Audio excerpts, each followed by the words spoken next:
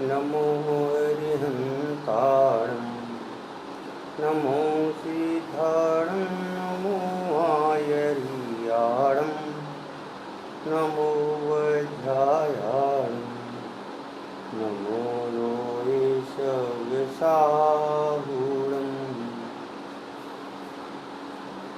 मंगलं भगवान् वीरो मंगलं गौतमो गणी मंगलं कुंदकुंदाद्यो जैनधर्मोऽस्तु मंगलम् सर्वमंगलमांगल्यं सर्वकल्याणकारिकं विधानां सर्वधर्माणां जैनं जयतु शासनम् जैनं जयतु शासनम् जैनं जयतु शासनम्।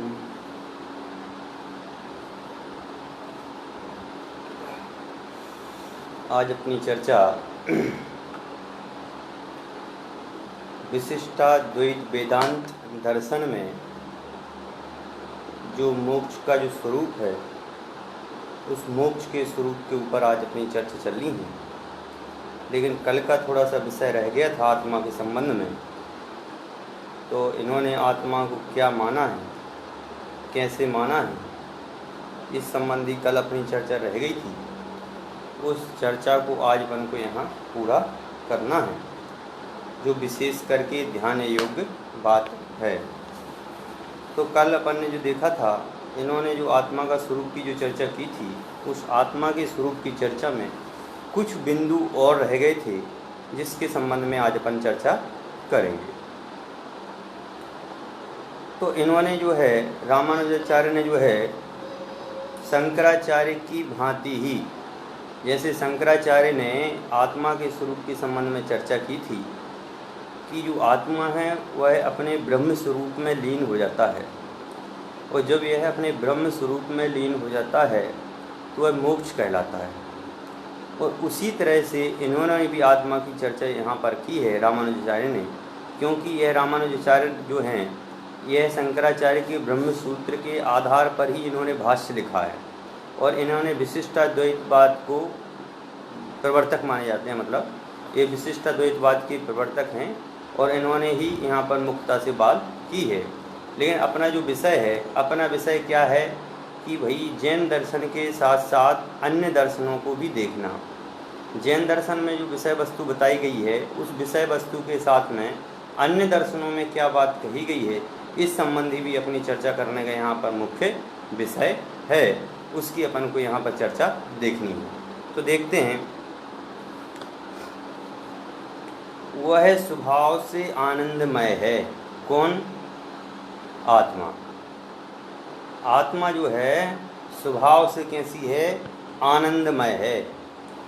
अब आप विशेष करके ध्यान रखना, ये विशिष्ट द्वैतवाद दर्शन की बात चल रही है, इसमें जैन दर्शन की तुलना की जाएगी। ये तुलनात्मक प्रवचन है। तो यहाँ जो चर्चा मैं अभी कर रहा हूँ ये विशिष्ट द्वैतवाद की है। ये लोग मान रहे हैं, कह रहे हैं स्वभाव से तो आत्मा कैसी है, कह रहे आनंदमय है, आनंद का अनुभव करने वाली है। आत्मा में इन पर पदार्थों के अलावा कोई भी चीज़ की आवश्यकता नहीं है। बता रहे हैं वह जो आत्मा है वह आत्मा परिवर्तन रहित है, आत्मा में कोई परिवर्तन नहीं होता है। जैन दर्शन भी इसी बात को मानता, आत्मा में कोई परिवर्तन नहीं होता है। आत्मा अविकारी है और पूर्ण है, मतलब द्रव्य रूप से, गुण रूप से और पर्याय रूप से जो आत्मा है वह कैसी है, तो कह रहे आत्मा वह पूर्ण है, उसमें कहीं भी किसी प्रकार का विकारता नहीं है। ऐसा ये रामानुजाचार्य का कहना है कि आत्मा जो है निर्विकारी है, उसमें कहीं किसी भी प्रकार का विकार नहीं है। इस की बात। दूसरी बात इन्होंने कही कि ये जो आत्मा है वह आत्मा जो है जब अविद्या और कर्म के बंधन में पड़ जाती है, और अविद्या और कर्म के बंधन में पड़ जाने के कारण से यह जन्म मरण में घूमता है। जो जैन दर्शन में बात स्वीकार की है कि जब यह जीव कर्मों के साथ में कर्मों को अपना मानने लगता है तो यह जन्म मरण का कारण बनते हैं। उसी प्रकार से रामानुजाचार्य ने विशिष्ट द्वैतवाद दर्शन में कहा कि यह जो है अविद्या के कारण, अविद्या मतलब में मोह राग देश आदि, अज्ञान अवस्था, तो जब यह जीव अज्ञान अवस्था में पड़ता है तभी यह संसार में परिभ्रमण करता है, इसके अलावा यह परिभ्रमण नहीं करता है। दूसरी बात इन्होंने एक और कही कि भैया जो कर्म है, कर्म का और आत्मा का जो है अनादि बना है, समझिए ना, कर्म जो है अनादि से हैं आत्मा के साथ। जैसे अपन लोग बोलते हैं ना, कणियो बड़े मरम ताण थिक्तम हवई सिद्धि, कि कण और मल अलग अलग हैं लेकिन कब से हैं, अनादि से हैं, समझिए ना, उनका कोई निश्चयपना नहीं है कि कब से हैं। तो कहते हैं कि ये कर्म तो जीव के साथ में अनादिकाल से हैं, ये आज के नहीं हैं। शरीर, प्राण, इंद्रियां, अंतःकरण आदि से संसारी दशा में तादात्म्य स्थापित करके जन्म मरण में फंसकर अनेक दुख भोगता रहता है। कह रहे हैं ये 5 इंद्रियों के विषयों में रच पच करके, ऐसे लगता है वास्तव में जैसे जैन दर्शन की चर्चा कर रहे हो हैं। मतलब मैं तो क्या सोचता था कि जो है जैन जो दर्शन है वह अलग दर्शन है और वेदांत दर्शन है वह अलग दर्शन है, पर आज समझ में यह आ रहा है कि भैया कोई सा भी दर्शन है वह दर्शन में घुमा फिरा करके शब्दों का फेर है, शब्दों का जाल है, बात वही की वही। जैसे इन्होंने कहा अविद्या, हम कहते हैं अज्ञान, यहाँ पे कहा यह कर्म से अनादि संबंध है, हम भी मानते हैं कर्म से अनादि संबंध है। यह 5 इंद्रियों के विषय भोगों में रचपच करके संसार में घूमता है। तो विशिष्ट द्वैतवादी दर्शन भी यही कह रहा है कि संसारी दशा में तादात्म्य स्थापित करके इधर उधर भटकता है, अनेक जन्मों में भी वह नित्य स्वरूप में अभिकारी रहता है। जब तक यह कर्मों के साथ में है तब तक वह अभिकारी ही है। जब तक कर्मों का संबंध इस जीव के साथ में रहता है, जब तक यह जीव संसार में भटकता ही रहता है। और संसार में भटकने का मूल कारण क्या बताया यहाँ, अविद्या। अविद्या के कारण से, अज्ञान के कारण से यह जीव जो है संसार दशा का परिभ्रमण करता रहता है। विविध जीव स्वरूपा समान हैं, कह रहे हैं कि विविध जीव स्वरूपा, विविध जीव मतलब में जैसे हम मानते हैं कि अनंत आत्माएं हैं, अनंत आत्माएं अपने अपने स्वरूप में स्थित हैं, ऐसे इन्होंने कहा, क्या कहा, अलग शब्द दिया, विविध जीव विविध स्वरूपा, कि जीव के जो हैं विविध स्वरूप हैं, समझ गए ना। उसमें स्वरूप अलग अलग होने के बाद भी उसमें गुणगत भेद नहीं है। जो आत्मा का जो स्वरूप मेरा है वही आत्मा का जो चीटी में जो आत्मा है उस चीटी की आत्मा में भी वही है, समझे। जीवगत किसी में कोई भेद नहीं है, जीव सभी को समान रूप से बताए गए हैं कि जीव में किसी में अंतर नहीं है, सभी के जीव जो हैं एक समान हैं। विशिष्ट द्वैतवाद दर्शन ये बता रहा है आपको, वेदांत दर्शन ये कह रहा है कि भैया वेदांत दर्शन में स्पष्ट कर दिया कि जीवगत भेद किसी में नहीं है, ये ना तो उसमें गुणों की भेद है न पर्याय तो जीव की तो कोई गुण पर्याय है ही नहीं है, जीव तो मुक्त है। तो वही बता रहे हैं कि जीव में ना तो कोई गुण अभिकार है, मतलब ना कोई विकार है, न स्वरूप में कोई अन्य प्रवृत्ता है, न मोह राग द्वेषपना है, न अविद्यापना है, न माया है, न प्रपंच है, न छल है। माया तो वो तो केवल कैसा है, निर्विकार रूप है। और सभी के जीव समान हैं, किसी का जीव ऐसा नहीं है कि मेरा जीव अलग होगा और सामने वाले का जीव जो है अलग होगा। सभी के जीव जो है समान है, सभी का स्वभाव समान है, सभी के गुण समान है, कोई भेद नहीं है। केवल मात्र भेद है, जीव ज्ञाता है और कर्ता और भोक्ता है, समझ गए ना। केवल भेद क्या है कि जीव जो है ज्ञाता भी है, मतलब जीव जानने वाला भी है और कर्म का भोक्ता भी है। संसार में इतने सारे जीव हैं, इन सभी जीव कर्मों का भोक्ता कौन है, कर्मों का भोग कौन करता है। सुखी दुखी में रंग के राव, ये सुखी दुखी कौन है, ये सुखी दुख का अनुभव कौन कर रहा है। तो कह रहे हैं ये सुख दुख का अनुभव जो कर रहा है ये जीव कर रहा है भैया, ये जीव ही है जो सुख और दुख का अनुभव प्रति समय यह जीव कर रहा है, प्रति समय हैं। ये तो वो क्या वो जान नहीं रहा है। आज मैंने एक बात जब दोपहर की क्लास में बताई थी कि भैया ज्ञान जो गे है उसको गे को जो बनता है, जो गे बनता है उसको कौन जानता है, ज्ञान। ज्ञान के मतलब गे जो है ज्ञान के बिना नहीं जाना जा सकता, तो पहले ज्ञान ही होता है और स्पष्ट ज्ञान है। राग भी करोगे तो भी वो ज्ञान में ही झलकेगा, द्वेष करोगे तो भी वही ज्ञान में ही झलकेगा। मतलब ज्ञान से बाहर कोई चीज़ नहीं है। और वही बात यहाँ पर है कि जीव जो है ज्ञाता है और कर्म का भोक्ता है, कि जो है ज्ञाता भी है, सब पदार्थों को जानने वाला भी है, और वह उस सभी पदार्थों का भोक्ता भी है। अब बता रहे हैं दूसरी बात, जीव अणु है किंतु उसका ज्ञान विभु है। जीव कह रहे हैं वो तो अणु बराबर है, छोटा है, लेकिन वह ज्ञान जो है बहुत बड़ा है। जैसे अपन बोलते हैं केवल ज्ञान होते ही सर्व पदार्थ तीनों लोकों के झलकने लगते हैं, वैसे एक बता रहे हैं विशिष्ट अद्वैतवाद दर्शन कह रहा है कि ज्ञान तो भैया विभु है, ज्ञान छोटा नहीं है, ज्ञान तो सर्वत्र विराजमान है, ज्ञान तो छोटी सी चीज़ नहीं है, ज्ञान में तो सर्व चराचर झलकते हैं। इन्होंने ऐसा बताया। अब अगले पैराग्राफ में क्या कहते हैं, आत्मा सौ प्रकाशक है।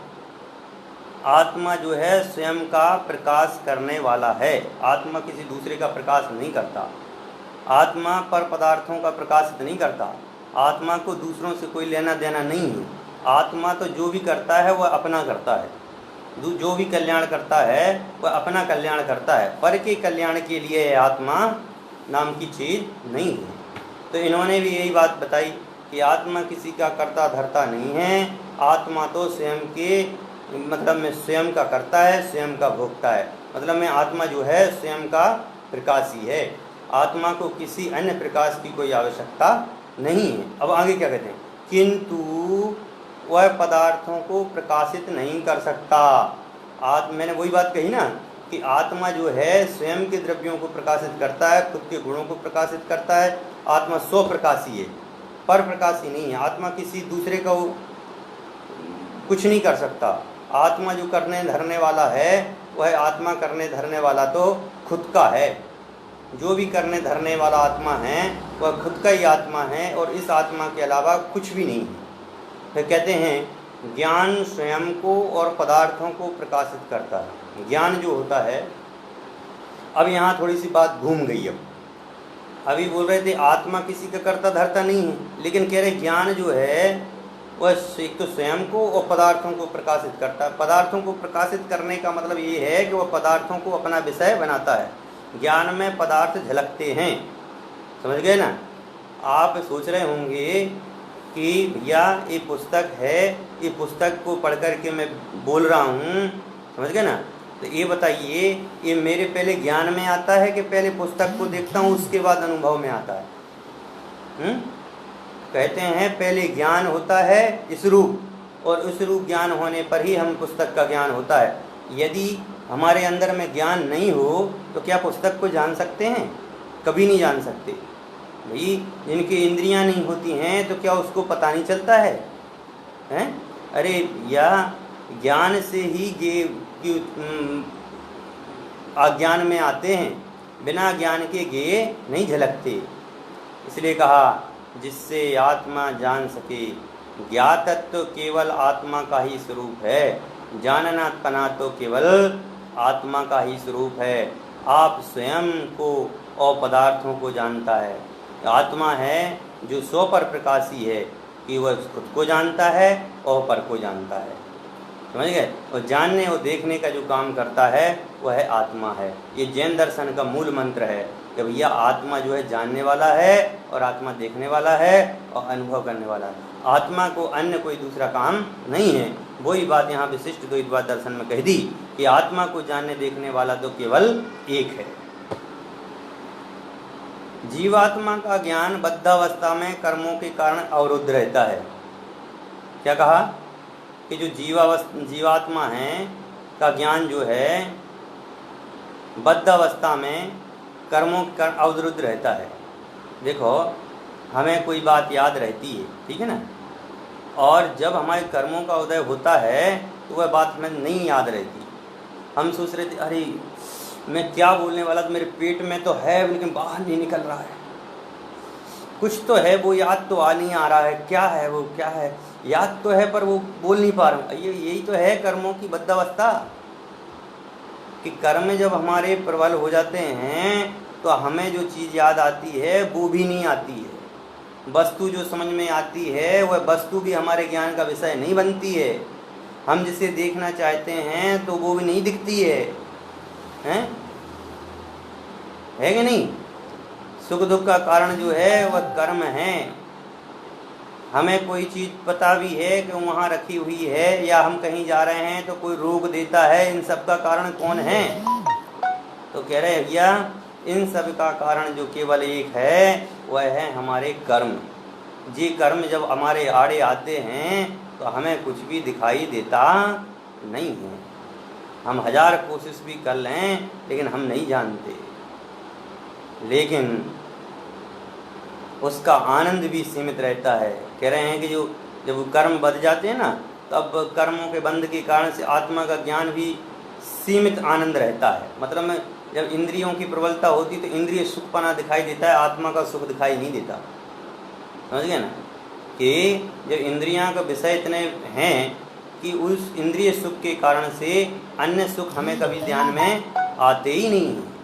अतः संसारी जीव अल्पज्ञ और दुखी होते हैं। मोक्ष में कर्मों का अत्यांतिक क्षय होने से जीव को ज्ञान आनंद और ब्रह्म के समान नित्य विभु अखंडित कहा है। देखो ज्ञान जो है, कह रहे हैं जब कर्मों से छूट जाता है आत्मा, मतलब आपको यहाँ से लगेगा कि वास्तव में हम जैन दर्शन की बात कर रहे हैं। ये जैन दर्शन नहीं है, ये वेदांत दर्शन में बता रहे हैं, विशिष्टाद्वैत वेदांत दर्शन में, कि भैया विशिष्टाद्वैत वेदांत दर्शन में भी आत्मा की बात इस प्रकार से कही गई है। वहाँ क्या कहा गया है कि जब आत्मा कर्मों से क्षय हो जाता है तो एकदम मोक्ष स्वरूप हो जाता है। जैसे आप लोगों ने तुम्बी जानते होंगे, तुम्बी जानते? तुम्बी होती है, एक गोल लौकी आती थी पहले, अब आजकल तो देखने को नहीं मिलती है, पर जिसको मिल रही वो बहुत बढ़िया है। देखो एक गोल तुम्बी है, सूखी लौकी, इसके अंदर से माल हटा दिया गया है। उस पर आप मिट्टी का लेप कर दीजिए और उस पर मिट्टी का लेप करके उसको पानी में डाल दीजिए, और पानी में डालने के बाद में आप देखेंगे थोड़ी देर में वह मिट्टी छूट करके और वो तुम्बी ऊपर आ जाती है। वैसे ही कह रहे हैं कि जब तक हमारे ऊपर एक कर्मों का भार है कंधे का मतलब अपनी आत्मा पर, जब तक तो हम ऊपर नहीं जा सकते भैया, हमें मोक्ष की प्राप्ति नहीं हो सकती है। लेकिन जैसे ये कर्मों का छूट जाते हैं, ये कर्म हमसे हट जाते हैं, तो तुरंत ही हमारे लिए मोक्ष की प्राप्ति हो जाती है। तो वही बात इन्होंने कहा कि मोक्ष में कर्मों का अत्यंतिक क्षय हो जाने के कारण से आत्मा अखंड नित्य विभु चेतन स्वभावी हो जाती है। फिर कहते हैं जीव तो शुद्ध स्वयं स्व संवेद अहम है, कि जीव तो है जो शुद्ध है, वो स्वयं का संवेदन करने वाला है। जीव किसी अन्य का संवेदन नहीं करता। जीव तो स्वयं का कर्तापना है, स्वयं का भोक्तापना है, अपने गुणों को करता है, अपने गुणों का भोगता है। तो यह जीव किसी का कर्ता भोक्ता नहीं है। हम क्या मानते हैं कि संसार के जो विषय हैं उन विषयों का कर्ता धर्ता मैं हूँ।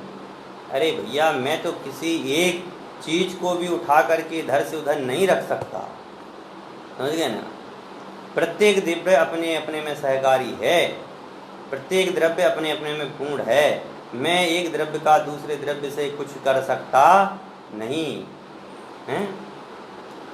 पंडित टोडामल जी कहते हैं ये जीव जो है अपनी अहम बुद्धि पालता है, कहता है मैं ये कार्य करता हूँ, मैं ये कार्य करता हूँ, मैं ये कार्य करता हूँ, मैं इस कर करता धरता हूँ, मैं खाना बना लेता हूँ, मैं ये कर लेता हूँ, मैं नौकरी कर लेता हूँ, मैं लिख लेता हूँ, मैं पढ़ लेता हूँ। और फिर जो नहीं आता है उसमें क्या कहता है, मैं क्या कर सकता हूँ। भाई तू क्या कर सकता, तू सब कुछ करता है, पर तेरे से ये क्यों नहीं आया, तेरे को ये समझ में क्यों नहीं आया, तेरे को ये विषय वस्तु समझ में क्यों नहीं आई हैं।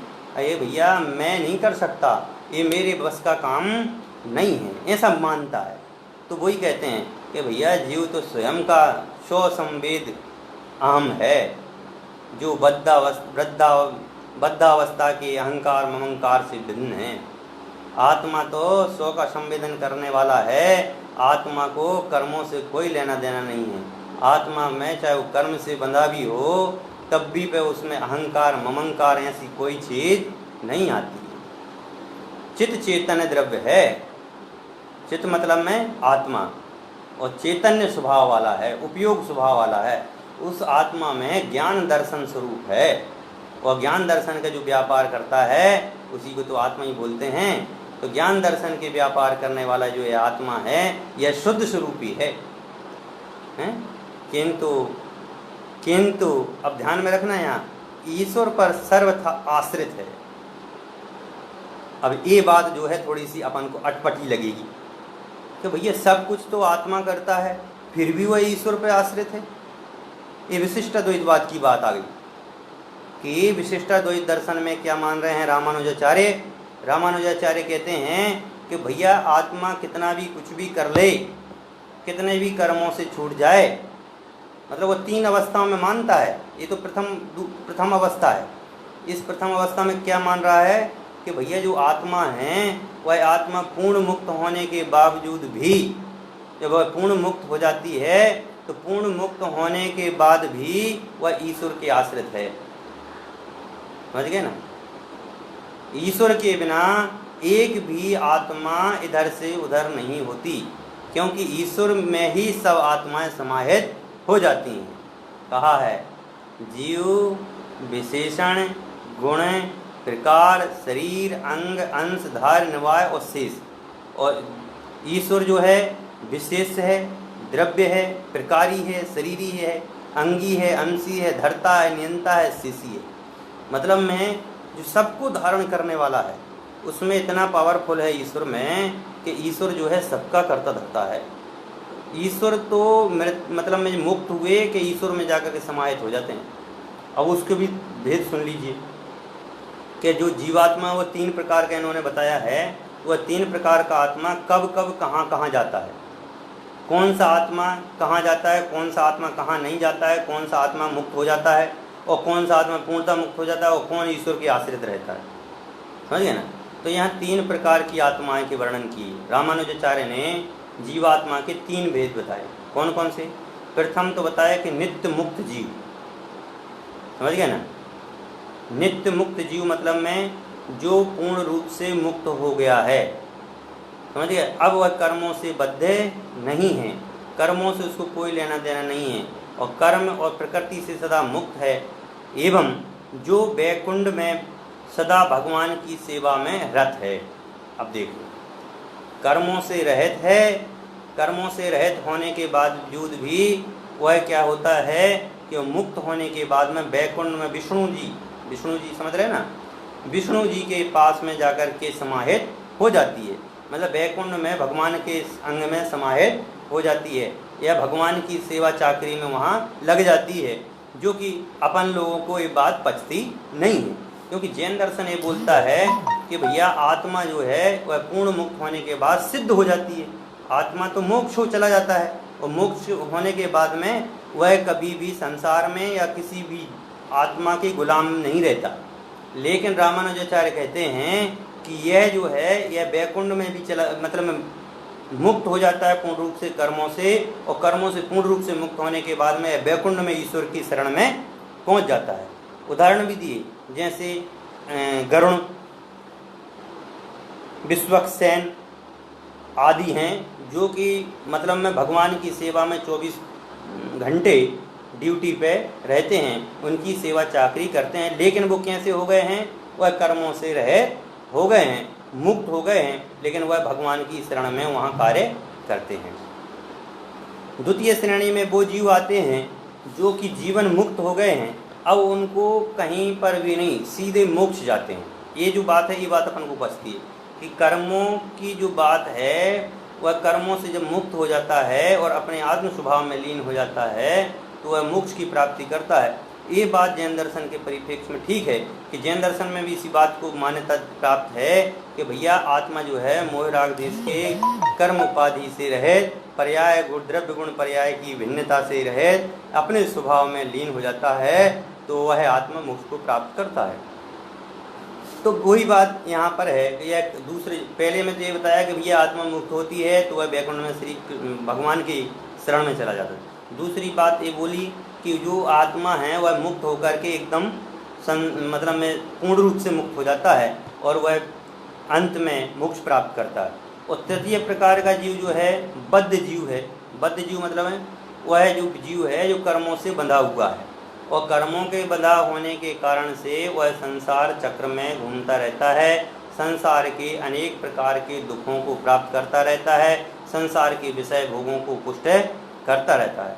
तात्पर्य यही है कि विशिष्टाद्वैत वेदांत दर्शन के अनुसार आत्मा जीव ईश्वर के अधीन होते हुए भी एक स्वतंत्र द्रव्य है, कि मतलब मैं संसार के बंधनों से छूट गया है, अब ईश्वर की शरण में आ गया है, ऐसा इसमें इनका कहना है।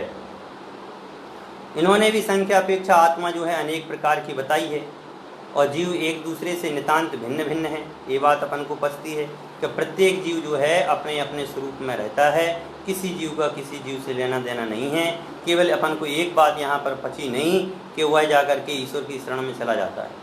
जैन दर्शन बिल्कुल मानता है कि भैया आत्मा मुक्त होने के बाद में सीधे मोक्ष ही जाता है, परंतु इनका कहना ये है कि आत्मा मुक्त होने के बाद में ईश्वर में समाहित हो जाता है। इन्होंने आत्मा के 3 भेद बता दिए। एक तो बताती है बद्ध कर्म। बद्ध कर्म का मतलब ये बताया कि यदि आत्मा है वह कर्मों से बंधा है तो वह संसार में घूमता है। दूसरी बात इन्होंने बताई कि यदि आत्मा जो है कर्मों से छूट गया है, लेकिन कर्मों से छूटने के बाद वह वैकुंठ में भगवान की शरण में सेवा करता है। तीसरे प्रकार का आत्मा बताया कि जो कर्मों से रहित होकर के मुक्ति को प्राप्त होता है, वह तीसरे प्रकार का जो आत्मा है वह जैन दर्शन के परिप्रेक्ष्य में भी घटित होता है कि कर्मों से रहित जो आत्मा होता है वह मोक्ष जाता है। यहाँ शंकराचार्य जो हुए उनका मूलतः एक ही है कि देहादि उपाधियों के कारण नाना प्रतीत होते हैं, किंतु रामानुजाचार्य के मतानुसार ऐसा नहीं है। उनके मत में संख्यापेक्षा तो बहुत सारी हैं, सभी स्वतंत्र द्रव्य हैं। स्वरूप की अपेक्षा से वह शरीर, इंद्रिय, वाणी, मन, वचन, काय रूप है, लेकिन साथ में वह ज्ञानाश्रय भी है कि ज्ञान का आश्रय रूप भी है। तो इस प्रकार से इन्होंने ये बात रखी। अब आती है कि भैया रामानुजाचार्य ने जो है मोक्ष कैसा माना, या मोक्ष का जो साधन माना है वह मोक्ष का साधन क्या कहा। तो पढ़ता हूँ। रामानुजाचार्य ज्ञान कर्म समुच्चयवादी हैं। सबसे पहली बात ध्यान में रखना, रामानुजाचार्य ज्ञान कर्म समुच्चयवादी हैं, मतलब ज्ञान को भी मानते हैं और कर्म को भी मानते हैं। दोनों चीज़ों को ये स्वीकार करते हैं, ज्ञान को भी स्वीकार करते हैं और कर्म को भी स्वीकार करते हैं। मतलब दोनों अवस्थाओं में तो आत्मा मुक्त होता है, और मुक्त होने के बाद में अपने स्वरूप में रहता है, वह किसी की शरण में नहीं जाता है। केवल यहाँ पर जो बात कही गई है वह अलग बात है, समझ गए ना। यहाँ पर जो बात कही यह बात बिल्कुल अलग है। तो इस प्रकार से है। अब यहाँ पर हमारा जो विषय चल रहा है, तो कह रहे हैं कि जो रामानुजाचार्य ने कहा कि ज्ञान और कर्म दोनों जो है आत्मा के समुच्चय हैं। उनका कहना है कि कोरे ज्ञान से कुछ सिद्ध नहीं होता, ज्ञान से ही मुक्ति होती है। देखो, ज्ञान 2 प्रकार के हैं। कोरा ज्ञान किसे कहा? केवल जो किताबी ज्ञान है उस किताबी ज्ञान को इन्होंने कोरा ज्ञान कहा। किस ज्ञान को? किताबी ज्ञान को। किताबी ज्ञान को कोरा ज्ञान कहा कि वो कोई ज्ञान ही नहीं है। ज्ञान तो वो है जिसमें मुक्त अवस्था की प्राप्ति हो, समझ गए ना। जीवन भर पढ़ना अलग बात है और जीवन में उतारना अलग बात है। धर्म का जीवन में उतरना ये बहुत बड़ी बात है, और केवल जीवन में कर्मों का जीवन में केवल ज्ञान ज्ञान ज्ञान ज्ञान कहना अलग बात है, और जीवन में ज्ञान को अपने में लेना ये अलग बात है। जब ज्ञान को से आत्मा को जाननपना होता है तो ही मुक्ति होती है, केवल पढ़ने मात्र से आत्मा की मुक्ति नहीं होती है। ये बात को रामानुजाचार्य ने वेदांत दर्शन में कहा है, इसलिए बहुत ध्यान वाली बात है। ज्ञान से ही मुक्ति होती है, ऐसा कथन ज्ञान पर विशेष बल देने के लिए किया गया है, परंतु वास्तव में ज्ञान के साथ कर्म भी होना अनिवार्य है। अब इन्होंने कहा, ये तो भैया अपने स्वभाव के लिए कहा था हमने। दूसरी बात इन्होंने कह दी कि ज्ञान के साथ कर्म भी होना चाहिए। देखो, कोई भी चीज़ है, आप वैसा कर्म नहीं करेंगे, जैसे अपन लोग कहते ना कि जो जो देखी बीते रागिने सो सो होसी बीरा रे, अनहोनी नहीं होती जगत में काहे होते अधीरा रे। कि भैया जो जो बीतराग भगवान ने देखा है वही वही तो होना है, तो क्या तुम अपना पुरुषार्थ करना भूल जाओगे? हैं भैया? आपने कहा कि जो जो देखी वीतराग ने सो सो होशी वीरा रे, भैया वो तो होना ही है कि जो जो भगवान ने देखा वो होना है, लेकिन पुरुषार्थ का भी तो ध्यान रखो। हैं जैसे हमारे लिए हमें पता है कि भगवान के ज्ञान में आया है कि भैया तुम्हें तो एक दिन मरना है, तो ये तो परम सत्य है कि जन्म जिसने लिया है उसका तो मरण निश्चित है। लेकिन ये बताइए तुम खाना पीना छोड़ दोगे? हैं पुरुषार्थ क्यों करते हो? हैं ज्ञानी जीव जो होते हैं, क्या ज्ञानी जीव भोजन नहीं लेते? सभी भोजन लेते हैं, लेकिन भोजन किस लिए लेते हैं? जैसे कहते हैं ना अपन लोग, ये खाने के लिए जीते हो कि जीने के लिए खाते हो? बात को पकड़ना कि जीने के लिए खाते हो कि खाने के लिए जीते हो। तो भैया हम तो जीने के लिए खाते हैं, जीने के लिए खाते हैं कि भैया हमें आत्मा की बात समझ में आ जाए, तत्व की बात हमें समझ में आ जाए, तत्व की बात हमारी गहराई में पहुंच जाए, आत्मानुभव की प्राप्ति हो जाए, पक्का श्रद्धान हो जाए, बस एक यही भावना है। तो भैया कर्म को भी विशेष बल दिया कि तुम्हें पुरुषार्थ तो करना पड़ेगा, ज्ञान प्राप्ति में तुम्हें पुरुषार्थ तो करना पड़ेगा। बिना पुरुषार्थ के आपको ज्ञान की प्राप्ति नहीं होगी, और ज्ञान की प्राप्ति नहीं होने पर तुम्हें तत्व की बात समझ में नहीं आएगी और तुम्हें मोक्ष भी नहीं होगा। ज्ञान का अर्थ भी वेदांत का शुष्क अध्ययन ही नहीं। देखो लिखा है, स्पष्ट लिखा है, स्पष्ट शब्दों में रामानुजाचार्य ने लिखा है कि ज्ञान का अर्थ भी वेदांत का शुष्क अध्ययन नहीं है। केवल ये नहीं है कि ज्ञान क्या कर लिया भैया, किताब उठाई, स्वाध्याय के लिए कहा भैया, विद्वान पंडित जी ने, महाराज जी ने कहा है भैया, नियम दिया है कि भैया रोज स्वाध्याय करना है, तो कोई सा भी एक ग्रंथ उठाया और उसको पढ़ लिया। एक पेज रोज पढ़ना है, महाराज जी ने कहा था, तो एक पेज पढ़ना स्वाध्याय है। आज हमने इस पेज को पढ़ा, कल दूसरी बुक उठा के उसका पेज पढ़ लिया, कल तीसरी बुक उठा के उसका, अरे भैया ये स्वाध्याय नहीं है। स्वाध्याय तो वो है जो रेगुलर एक ही पुस्तक पर चलता रहे, और वह जब तक चलता रहे जब तक कि वह पूरा ग्रंथ समाप्त नहीं हो जाए। और केवल पढ़ना मात्र स्वाध्याय नहीं है, पढ़ने के साथ साथ उसका ज्ञान होना चाहिए, और ज्ञान होने के साथ साथ उसका चिंतन होना चाहिए, तभी आपका स्वाध्याय है। इसलिए कहा कि भैया शुष्क अध्ययन की बात नहीं है, कि और ऐसा अध्ययन जिससे कि स्वरूप की प्राप्ति हो जाए। और देखो आगे क्या लिखते हैं, अपितु ईश्वर की धुवा स्मृति एवं शरणागति है। कह रहे हैं ऐसा अध्ययन करो कि ईश्वर की प्राप्ति हो जाए। समझ गए ना? अब यहाँ दोनों अपेक्षाएं लगाना आप, अपनी और उनकी। उन्होंने कहा ईश्वर की प्राप्ति हो जाए।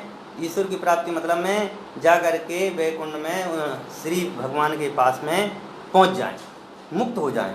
और हम मानते हैं कि भैया इतना अध्ययन मनन चिंतन करो कि हमें ईश्वर पने की प्राप्ति हो जाए, हम परमात्मा बन जाएं, हम आत्मा से परमात्मा बन जाएं। ऐसा साधन, ऐसी उपासना, ऐसी साधन अवस्था को अपनाओ कि जीवन से मुक्त हो जाए। एक ईश्वर शरणागति से जीव के समस्त बंधनों और क्लेशों का नाश होता है, उसे ब्रह्म ज्ञान हो जाता है। कह रहे हैं कि जो मात्र अपने ईश्वर पने की शरण लेता है, इनके में तो ये है कि अब जो ईश्वर की शरण में पहुंच जाता है और सर्वबंधनों से मुक्त हो जाता है। लेकिन यहाँ अपने ईश्वर, अब जैन दर्शन कहता है अपने ईश्वर की शरण में पहुँचो, अपने आत्मा की शरण में पहुँचोगे तो पूर्ण सुखी हो जाओगे। और यहाँ मानते हैं कि ईश्वर मतलब में जो वैकुंठ में विराजमान, उन ईश्वर के पास जाओगे तो तुम्हें पूर्ण सुख शांति की प्राप्ति हो जाएगी और तुम ब्रह्म ज्ञानी हो जाओगे। तो वो बात अलग है, और अपनी बात अलग है कि हमें पूर्ण रूप से जब केवल ज्ञान की प्राप्ति हो जाती है तो हम सिद्ध शिला को विराजमान होते हैं, ऐसी बात है। विशिष्टाद्वैतवाद वेदांत दर्शन के अनुसार मुक्त आत्मा शंकराचार्य के ब्रह्म के समान अभिन्न रूप में नहीं होता, अपितु ब्रह्म अथवा ईश्वर के समान हो जाता है। अब देखो शंकराचार्य ने कहा अलग वेदांत दर्शन में, उन्होंने कहा कि ब्रह्म स्वरूप में लीन हो जाना मतलब आत्मा की प्राप्ति, मोक्ष प्राप्त हो जाना। और इन्होंने कहा कि ईश्वर में मिल जाना। गुरुजी उनके ही हैं, लेकिन दर्शन अलग बन गया। शंकराचार्य के शिष्य तो हैं रामानुजाचार्य, उनकी परंपरा की चीज़ है ना।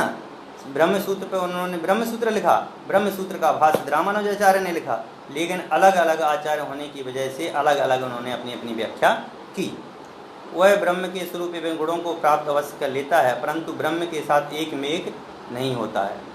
इन्होंने कहा कि वो ब्रह्म के स्वरूप को तो प्राप्त कर लेता है, रामानुजाचार्य कह रहे कि ब्रह्म के स्वरूप को प्राप्त कर लेता है, पर ब्रह्म में एक मेक नहीं होता है।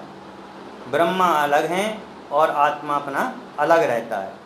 वहाँ भी वह ईश्वर के अधीन रहता है, किंकर बना रहता है। किंकर मतलब में नौकर, कि वह जो आत्मा है वह आत्मा वहाँ जा कर के और उनका नौकर बन जाता है और नौकर बना वहाँ पर बैठा रहता है, क्योंकि कैंकर भाव ही परम भक्ति है। इन्होंने कहा जो नौकरपने का जो भाव है, समझ गए, जो भगवान के पास में पहुँच जाता है बस उसको ही परम भक्ति प्राप्त होती है, वही परम मुक्त है। जीव मुक्त होकर सर्वज्ञाति गुणों के समान अवश्य हो जाता है, परंतु सर्वकर्तृत्व गुण तो ईश्वर में ही रहता है।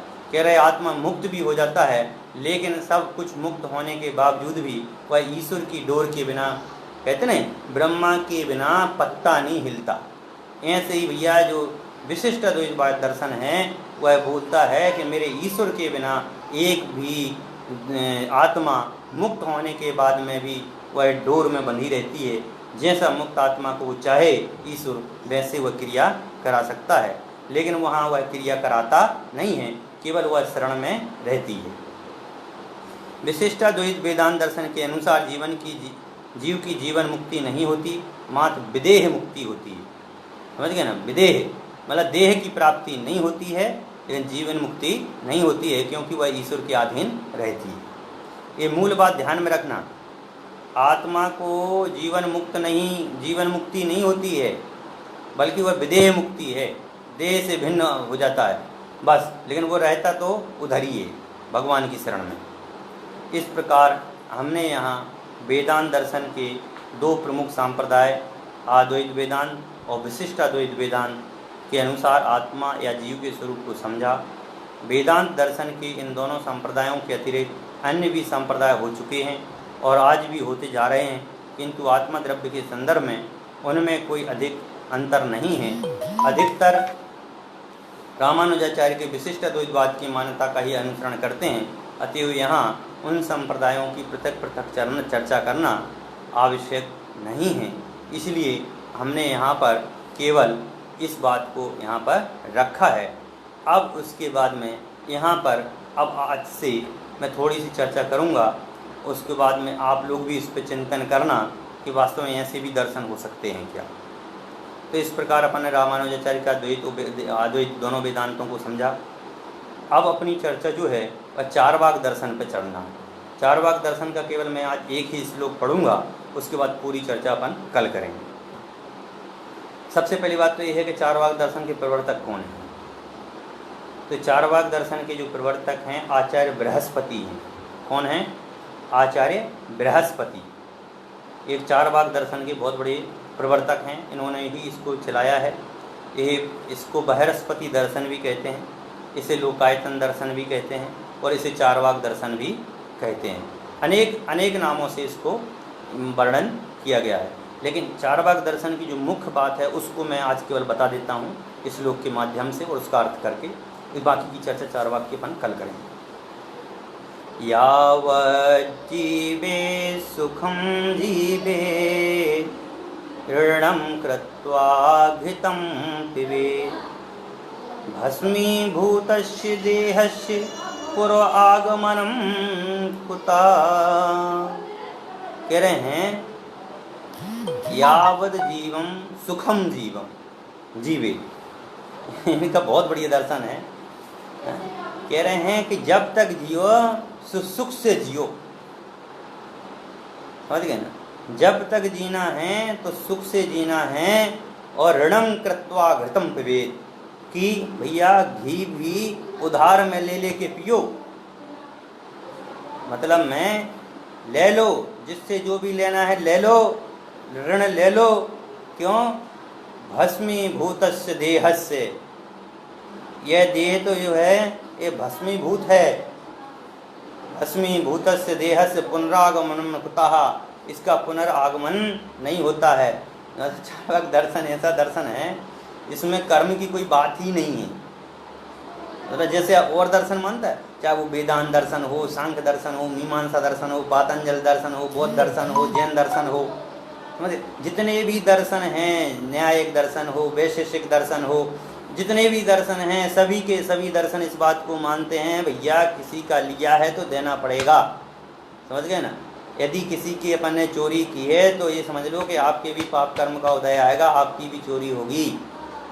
आपने किसी को कष्ट दिया है तो आपको भी कष्ट होगा। मतलब कर्म आपका पीछा नहीं छोड़ेगा। परंतु चार्वाक दर्शन क्या कहता है, याव जीवे सुखम जीवे जब तक जीना है सुख से जियो, ऋणम कृत्वा घृतम भवेत्, कि उधार से लेकर के घी पियो। समझ गए। एक केवल एक छोटी सी बात बताइए कि केवल जो भी करना है मस्ती से रहो, मस्ती से खाओ पियो, जो करना है वो करो, क्योंकि ये शरीर जब तक है, जब तक यह आत्मा है, और शरीर के नष्ट होने पर आत्मा नष्ट हो जाती है। इसलिए यहाँ पर हमने केवल एक छंद का बात बताई है। इसके बाद कद अपन चार्वाक दर्शन के पूर्ण संपूर्ण स्वरूप को शाम को 8 बजे समझेंगे। 3 बजे अपन समय सारी क्लास में चौथी गाथा के प्रश्नोत्तर की चर्चा करेंगे। साथ ही साथ आप सभी से बता देता हूँ मैं कि अभी अरहम पाठशाला चल रही है। 10 तारीख से 17 तारीख तक शिविर का आयोजन किया जा रहा है। उस शिविर का मैंने पंजीयन नंबर भी मैंने अपनी फेसबुक पर डाल रखा है। सभी लोग उसको लाइक करें और रजिस्ट्रेशन कराएं एवं पाठशाला से जुड़ें। इसी भावना के साथ में आप सभी अपनी आत्मा में मुक्त हों और अपनी आत्मस्वरूप में जाने, अपने आत्मस्वरूप को जानें और परमात्मा बने। इसी भावना के साथ अपन बढ़ें। सहजानंदी शुद्ध स्वरूपी अविनाशी हूँ आत्मस्वरूप। सहजानंदी शुद्ध स्वरूपी अविनाशी हूँ आत्मस्वरूप। सहजानंदी शुद्ध स्वरूपी अविनाशी हूँ आत्मस्वरूप।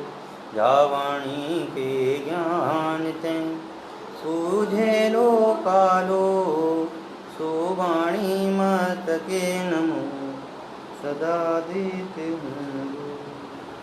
नोवा नवो कारण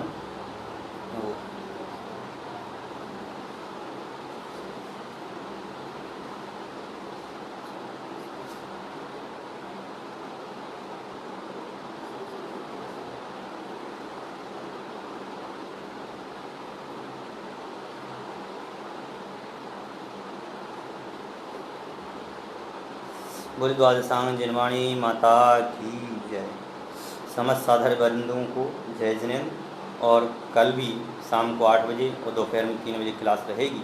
सभी समय पर आएँ और क्लास लें और अपनी आत्मा के सुख की प्राप्ति करें। जय जिनेन्द्र।